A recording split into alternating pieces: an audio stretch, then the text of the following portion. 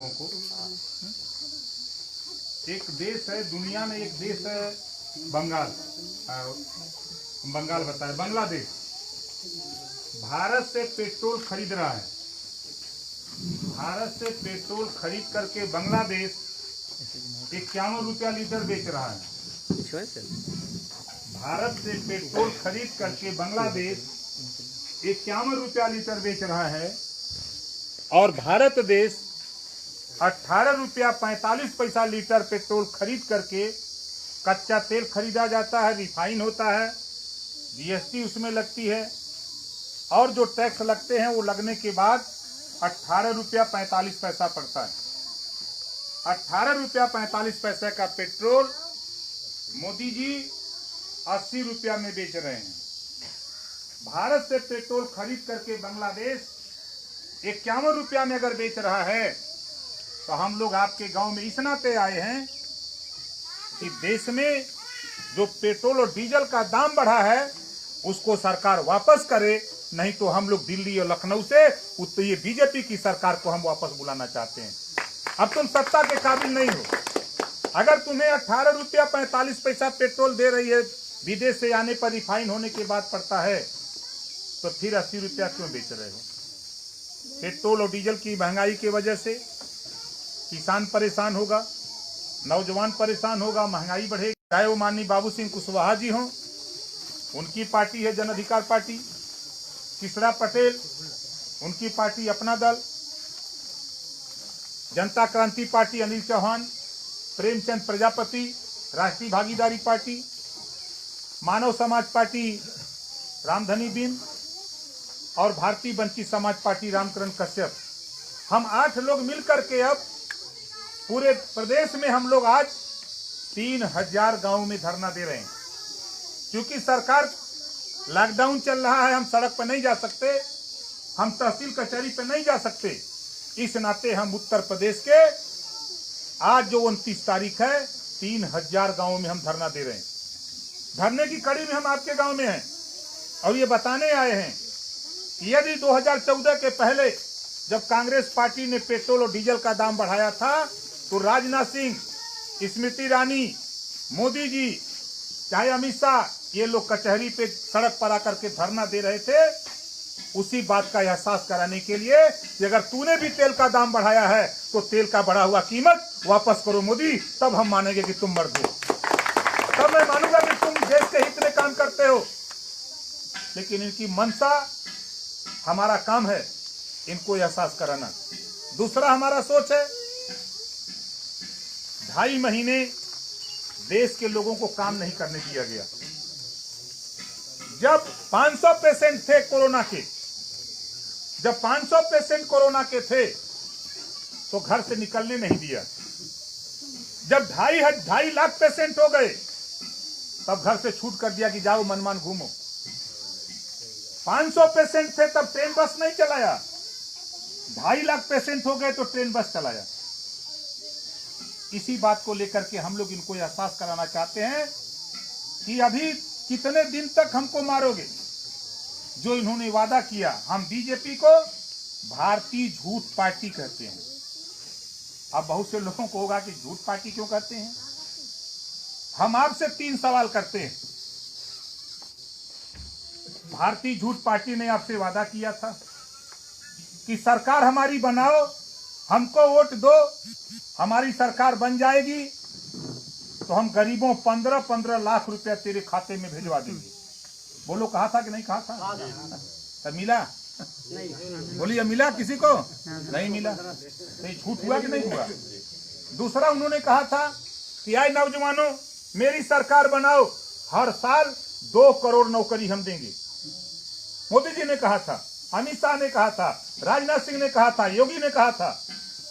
अब किया क्या? नोटबंदी आई। नोटबंदी के बाद मोदी जी का बयान आया कि 3 लाख कंपनी हमने नोटबंदी करके बंद कर दिया। उस कंपनी में काम कौन करता था? मोदी का रिश्तेदार, गरीब में काम करता था। उसके बाद जीएसटी इन्होंने लागू किया।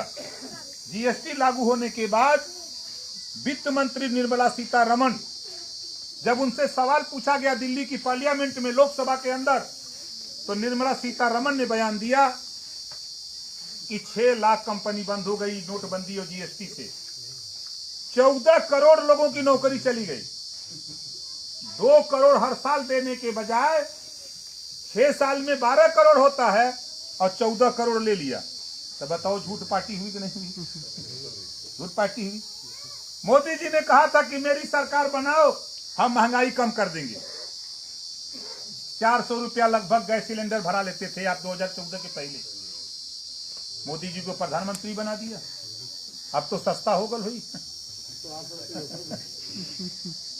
अब गैस महंगाई के सवाल पे झूठ बोला कि नहीं बोला? अभी आपको 2.5 महीना पहले प्याज का क्या रेट था?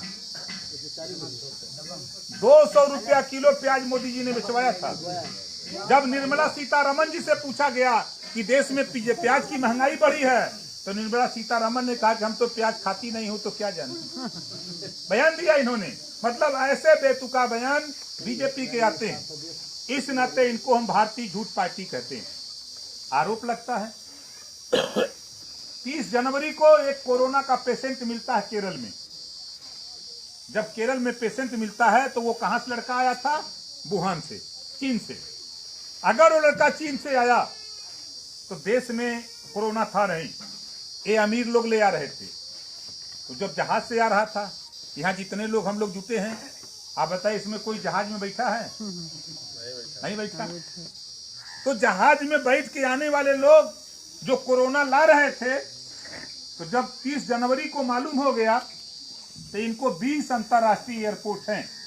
अगर ये 20 अंतर्राष्ट्रीय एयरपोर्ट को लॉकडाउन कर दिए होते, 10 दिन का टाइम देके कि हम 10 फरवरी तक या 8 फरवरी तक आप लोग विदेश से आए हुए लोग चले जाओ, और अपने देश के लोगों को बता देते कि भाई देखो हम लॉकडाउन लागू करने वाले हैं, आप अपने अपने देश अपने गांव को चले जाओ, और नहीं तो हम घर से नहीं निकलने देते।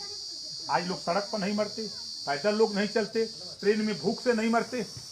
लेकिन इन्होंने किया क्या? 20 अंतर्राष्ट्रीय हवाई अड्डा लॉकडाउन करने के बजाय पूरे देश को लॉकडाउन कर दिया, घर में बंद। निकला लाखों नहीं करोड़ों लोगों को पुलिस ने ऐसा पीटा है कि आज भी अगर वो चड्ढी खोल के देखिए तो चूतर अभी आज भी काला है। देखा होगा, इसमें हो सकता कुछ लोग लिए भी हों जो गए होंगे रोड पर, तो कुछ ना कुछ लोगों को मिला भी होगा। इन्होंने तो दिया ही है, इस नाते भाई हम इनको भारतीय झूठ पार्टी कहते हैं, ठीक है। और इनके कारनामे छोड़ दो।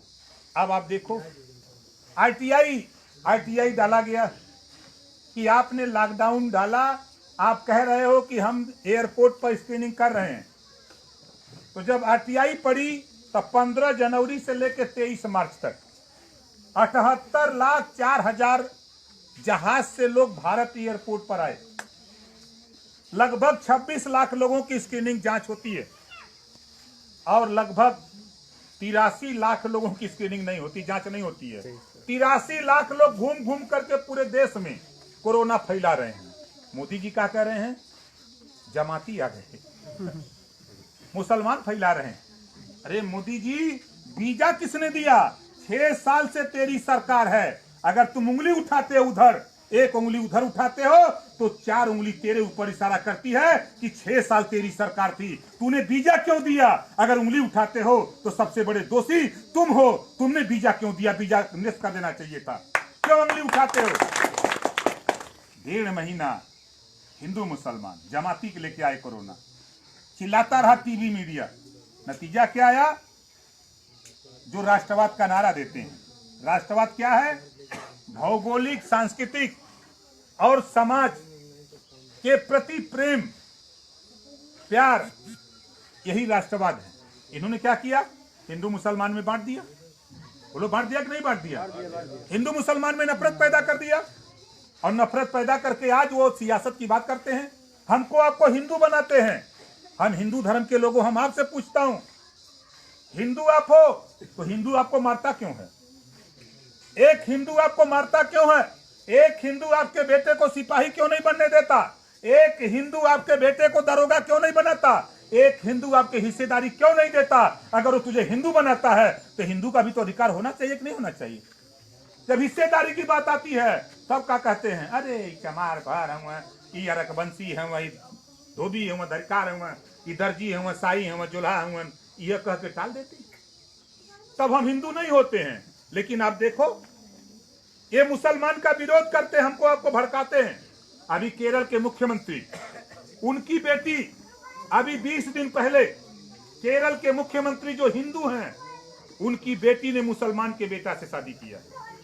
अभी 20 दिन की घटना है। 16 ऐसे बीजेपी के बड़े नेता हैं, दो उनके प्रवक्ता हैं, शाहनवाज हुसैन, मुख्तार अब्बास नकवी, वो दोनों की शादी ब्राह्मण की बेटी से हुई है। और तो और प्रवीण तोगड़िया जो हिंदू के बड़े ठेकेदार, अपनी बहन की शादी मुसलमान के बेटा से। गूगल पे चले जाओ, हमारी बात मत मानना, गूगल पे चले जाओ, गूगल से पूछो कि बीजेपी के कौन कौन नेता मुसलमानों की बेटी से शादी किए हैं, वो गूगल बता देगा। वो तो रोटी बेटी का संबंध करके मजा ले रहे हैं और आप सजा काट रहे हैं। आपको हिंदू मुसलमान के नाम पर आपको वोट तो ले लिया, सत्ता के गलियारे में चले गए।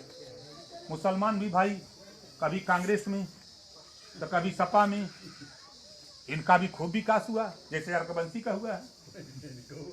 आजादी के पहले मुसलमान नौकरियों में 38% था, कांग्रेस ने इतना विकास किया, समाजवादी पार्टी ने किया, फिर बीजेपी ने, ये बीजेपी तो मान लीजिए नहीं किया, बहुजन ने किया। आज 1% भी नौकरियों में नहीं हो। आबादी 20%, नौकरी में 1% भी नहीं हो। इसी वजह से तुझे डराया जाता है। काश तेरा बेटा थाने पे दरोगा होता तो किसी की औकात नहीं जो तुझे उंगली दिखा देता, कोई उंगली नहीं दिखा सकता। इसी नाते आपसे कहता हूं, हक की लड़ाई लड़ो। मोहम्मद साहब ने कहा है, बेकस बेपना कमजोर मजलूम की मदद करो। लेकिन हमारे मुसलमान भाई, इनको कौन मजलूम दिखता है? सोनिया गांधी, मुलायम सिंह, अखिलेश जी, ये मजलूम दिखते हैं।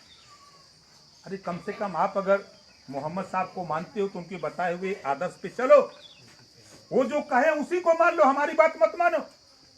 और दावे के साथ कहता हूं साथियों, भागीदारी संकल्प मोर्चा हमने बनाया है, अभी इसका विकास हम शुरू करने वाले हैं। अभी 8 लोग हैं, और लोगों को ले आ रहा हूं। और देख लेना 2022 में हमने नारा दिया है, जिसकी जितनी संख्या भारी उसकी उतनी हिस्सेदारी। चलो, कैसे नहीं देंगे, हम लेने के लिए तो तैयार हो जाए। जिस दिन आप लेने के लिए तैयार हो जाओगे उस दिन किसी की औकात नहीं कोई रोक दे। हम तो कानून चाहते हैं, जितना घरे में बिजली जलता, घरेलू बिजली, जो घर में बिजली जल रही हम लोगों को, घरेलू बिजली का बिल जिस दिन सरकार बनी, ये सरकार माने ना माने, जिस दिन सरकार आपने बना लिया घरेलू बिजली, उसी दिन माफ कर दिया जाएगा। जब तक तेरी सरकार रहेगी तब तक फ्री में बिजली जलवा के दिखाऊंगा, ये नोट कर लेना। क्यों कह रहा हूं? अभी देखो 68,607 करोड़ रुपया मोदी जी ने, अमित शाह जी ने मिल करके 50 गुजरातियों का कर्जा माफ किया है। 50 गुजरातियों को 68,607 करोड़ रुपया माफ किया। और खाली उत्तर प्रदेश के घरेलू बिजली का बिल जानते हैं कितना होगा? मात्र 2200 करोड़। 2200 करोड़, 68,407 करोड़ अमीर के लिए, तो 22 करोड़ रुपया, 2200 करोड़ रुपया खाली गरीब के लिए दे दो, अपने आप ही बिजली फ्री में मिलेगी। लेकिन सरकार आपकी होगी तब, वरना रुपए की कमी देश में नहीं। आप देखो रुपया कहाँ नहीं है, आप कहते रुपए कमी है। आज के तारीख में देश कोरोना से डर रहा है, बीजेपी भारतीय झूठ पार्टी वर्चुअल रैली कर रही है, देखा ना? 72,000 एलईडी लगाया, 72,000 एलईडी लगा करके 144 करोड़ रुपया खर्चा किया। ये किसका रुपया है गरीबों? 13 रुपया बीजेपी लूट करके वो एलईडी लगा करके अपना चुनाव प्रचार कर रही है। चुनाव आ जाएगा तो 13 रुपया लूटा जा रहा है, और इसी 13 रुपए से फिर तुझे दवाई देंगे। हम लोग चाहते हैं कि सरकार बना लो, अपनी सरकार बनाओ। कोई भी गरीब अगर वो बीमार होता है, कहीं भी इलाज करे, चाहे प्राइवेट हो चाहे सरकारी, जितना रुपया लगेगा उत्तर प्रदेश सरकार वहन करेगी। ये कानून हम लोग उत्तर प्रदेश में बना करके दिखाना चाहते हैं। ये व्यवस्था चाहते हैं शिक्षा के सवाल पे। दुनिया के तमाम देशों में गरीबों को निःशुल्क शिक्षा है। हम चाहते हैं कानून 1,80,00,000 उत्तर प्रदेश में गरीबों के बच्चे प्राइमरी में पढ़ते हैं। हम चाहते हैं 1,80,00,000 जो बच्चे पढ़ते हैं पढ़ाई नहीं होती, वहां सुधार कैसे होगा? हम लोग एक कानून चाहते हैं। हर विद्यालय पर 1 अध्यापक 2 अध्यापक से प्राथमिक विद्यालय चल रहा। हम चाहते हैं कि जितने भी बच्चे पढ़ लिख के BEd MAed करके बेकार घूम रहे हैं इन्हीं में से छांटा जाए और प्राथमिक विद्यालय पर एक शर्त पे नियुक्ति किया जाए कि हम पहले साल तुझे 5,000 रुपया देंगे, बेहतर पढ़ाओगे तो दूसरे साल 10,000 देंगे, दूसरे साल बेहतर पढ़ाओगे तो तीसरे साल 15,000 महीना देंगे, तीसरे साल बेहतर पढ़ाओगे चौथे साल 20,000 महीना देंगे, चौथे साल बेहतर पढ़ा दिया तो तुझे परमानेंट कर लिया जाएगा। इस तरह का कानून हम उत्तर प्रदेश में चाहते हैं। ये कानून लागू हो जाए तो गरीबों तेरे बच्चे को नर्सरी में जाना नहीं होगा, तेरा बच्चा प्राइमरी में पढ़ेगा, प्राइमरी में जो पढ़ाई होगी वही पढ़ाई नर्सरी में होगी। इस तरह का कानून हम लोग उत्तर प्रदेश में बनाना चाहते हैं। और ये सरकार बीजेपी के विषय में हम बहुत नहीं, इनके विषय में सब लोग जान गए। ये सिरिंज लगा के खून निकाल रहे हैं। नहीं आप चले जाओ थाने पर, ना भ्रष्टाचार ना गुंडा राज, दिवाली पर लिखा रहल ना, आप थाने पर जाके देखो बिना 10,000 के FIR तो नहीं होगा कि होगा? थाने पर जाने के बाद 10 गाड़ी, विभाग में कहीं चले जाओ 95 विभाग में पूरा भ्रष्टाचार रोज टीवी पे चल रहा है। कहीं खाद्यान्न घोटाला हो रहा है तो कहीं जो है ये आपके 95 विभाग, चाहे पशुधन घोटाला हो चाहे आपका ये PWD घोटाला हो, मतलब हर विभाग में घोटाले की भरमार है। और ये सरकार क्या कह रही है? कोई दिक्कत नहीं, आप उठा के देखो आज के तारीख में उत्तर प्रदेश में प्रतिदिन हत्या, लूट, आगजनी, बलात्कार डेली हो रहे हैं। और सरकार क्या बोल रही है टीवी पर? 0 टॉलरेंस है, कोई अपराध नहीं है, घबरा मत। तू गोरखपुर से आयल होगा ना, इनका घर गोरखपुर, खाली थोड़ी सा मन बनावा ये न हम वहां पहुंचा दे जहां भीख मांगेगा ट्रेनिंग दिया ला। ये मुख्यमंत्री के वहां पहुंचाई 22 में। खाली इतने हमने की हो कि हम लोग जो बात गौतम बुद्ध जी कहे हम उनकी बात नहीं माने, जो बात महात्मा ज्योतिबा फूले कहे उनकी बात नहीं माने, जो बात मोहम्मद साहब ने कहा उनकी बात हम नहीं माने, जो बात बाबा साहब डॉक्टर अम्बेडकर ने कहा उसकी बात हम नहीं माने। आज यही हमारी दुर्गति का कारण है। आज आप बताओ, एक नजीर हम दूं, सब लोग मंदिर बनाने की बहुत लड़ाई लड़े, पूरा देश लड़ा, लेकिन मंदिर बनाने की इजाजत नहीं मिली। जब भगवान राम के तरफ से एक वकील सुप्रीम कोर्ट गया, हाई कोर्ट लड़ा, सुप्रीम कोर्ट गया, तो बाबा साहब डॉक्टर अम्बेडकर के संविधान के बदौलत जज ने फैसला दिया कि अयोध्या में राम का मंदिर बना दिया जाए। बोलो सही है गलत है? कहां से फैसला मिला? अदालत से, कोर्ट से। कोर्ट कैसे बनी? संविधान से। अब आप बताओ, भगवान को न्याय मिल रहा है संविधान से, आप न्याय मांग रहे हो भगवान से। राम से न्याय मिलेगा? वो बेचारों को तो न्याय मिला संविधान से। इस नाते संविधान की बात को जिन लोगों ने माना, आज उठा के देखो चमार भाई, बाबा साहब की बात को मान लिया। आज चले जाओ अपने थाने पर, बोलो सिपाही दरोगा मिलेगा कि नहीं मिलेगा? मिलेगा। बाबा साहब की बात को यादव भाई मान गया, आज थाने पर जाओ, यादव का बेटा सिपाही मिलेगा, दरोगा मिलेगा, मान गया वो। हम कहा मानते हैं? हम राम के भरोसे हैं, राम खुद संविधान के भरोसे हैं। सोच लो पढ़े लिखे लोगों, विचार करो हम कहां भटक रहे हैं, ये सोच लो। योगी जी मंदिर बनाने के लिए 10 करोड़ खाली आरती के लिए दे सकते हैं, लेकिन 10 करोड़ रुपया लगा करके कोई टेक्निकल कॉलेज, कोई मेडिकल कॉलेज, कोई यूनिवर्सिटी खोलने की हिम्मत नहीं है। हमारे तरह जब बच्चे उसमें पढ़ लेंगे, तो जब बच्चा पढ़ लेगा तो सवाल करेगा कि हमको रोजगार क्यों नहीं, नौकरी क्यों नहीं, हमारी हिस्सेदारी क्यों नहीं, वो उठा लेगा हथियार और लड़ाई के मैदान में कूद जाएगा। इस नाते वो शिक्षा की तरफ नहीं ले जाना चाहते, आपको शिक्षित बना के रखना चाहते हैं। हम लोगों की सोच है भैया, हम लोग गौतम बुद्ध जी, सरदार पटेल, डॉक्टर अम्बेडकर, महाराजा सुहेलदेव जी, महाराजा सली सिंह, इन लोगों के आदर्शों को लेकर के हम लोग जो बात कहें उसी रास्ते पे चलना चाहते हैं। और चल करके अपनी लड़ाई, खुदा उसी की मदद करता है। जो खुद अपनी मदद के लिए तैयार होता है। हम दूसरे की मदद करते हैं, मुलायम सिंह की, कोई मायावती की, कोई मोदी की मदद करता है, तो हम कहां से, हम तो फेल हो जाएंगे। आज यहाँ 50,000 के ऊपर अर्कबंसी यहाँ है संडीला में, और कौनो थाने पर सिपाहियों न मिली है। कि मिली है? नहीं मिली है। काहे? अपनी आबादी से देख लो, तुलना कर लो और जातियों का, सीख लो। 2022 हम आपसे कह रहा हूं कि थोड़ी सी मेहनत करो। 2022 में संडीला की मीटिंग में के गल है, जे गल हाथ उठावा। संडीला की मीटिंग में जे गल है वहां हाथ नीचे करा, वहां हम काले वाली ने कि 2022 में हम अर्कबंसी के बेटा को एमएलए बनाऊंगा, लखनऊ ले जाऊंगा, मिनिस्टर बनाऊंगा, हेलीकॉप्टर में बैठाऊंगा, हेलीकॉप्टर से ओम प्रकाश राजभर लेके संडीला में आऊंगा, ये काम करूंगा। ये काम साथियों तभी होगा जब आप अपनी लड़ाई लड़ोगे, तभी। अब आकाश जैसे नौजवान ये तैयार हैं, हमारे विधानसभा अध्यक्ष जी ये तैयार हैं, सब लोग तैयार हैं, तो थोड़ा मूवमेंट तैयार करिए। देखिए आज हमारे आने का मकसद कि आप लोग सो गए हो, हम लोग जगा रहे हैं कि जागो, जागो तभी सवेरा है, नहीं चदरा खींच के सोए हो तो अंधेरा है। तो बहुत कुछ नहीं साथियों कि हम और आप मिल करके, हम हिंदू मुसलमान की लड़ाई नहीं, भारत पाकिस्तान की लड़ाई नहीं, हमको अपने अधिकार के लिए लड़ना है, हमको अपने सम्मान के लिए लड़ना है। ये मुसलमान कहीं बाहर से नहीं आया है, ये आपका भाई है, बदला हुआ धर्म परिवर्तन है। जब इसकी बड़ी लंबी कहानी है, सिर्फ मकसद यही है कि आज के भी तारीख में इस्लाम में आज भी भाईचारा मिल्लत है, लेकिन हिंदू धर्म में लगा लो लाइन सुबह 6 बजे अर्कबंसी, चौहान, बिंद, केवट, मल्लापाल, प्रजापति, यादव, राजभर, BR रजवाल, लगा लो लाइन सुबह 8 बजे। 12 बजे पंडित जी आएंगे तो बाँह फटकारते हुए पहले चले जाएंगे, लेकिन इस्लाम में ऐसा नहीं है।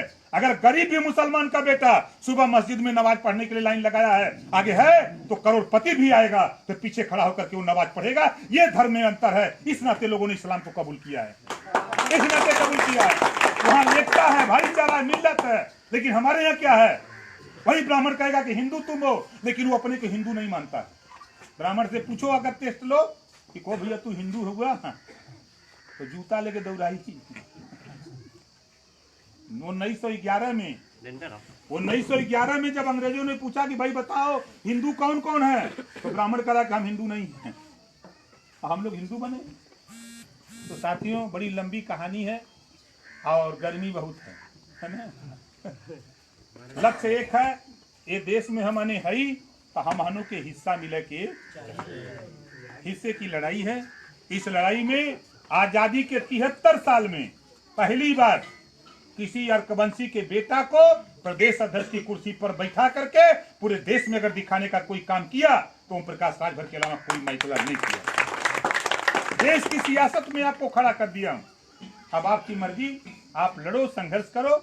इसी बात के साथ हम अपनी बारी को विराम देता हूँ। नमो बुद्धाय, खुदा हाफिज, जय भीम, जय भारत, जय सुहेलदेव, जय भगवान।